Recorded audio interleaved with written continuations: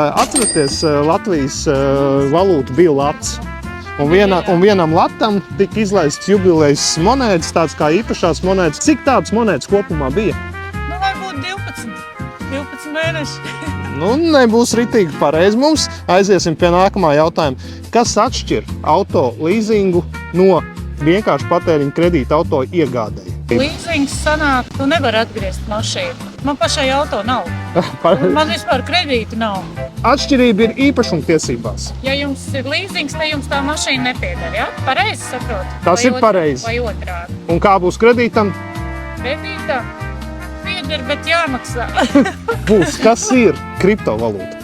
Kas ir Vai ir dzirdēts? kriptovalūta? Protams, ka ir dzirdēts. Kas ir kriptovalūta? Tā nav taustām valūta. Digitālā valūta. Jā. Piešķirsim par vienu pareizu atbildi mazu simbolisku dāvaniņu. Paldies!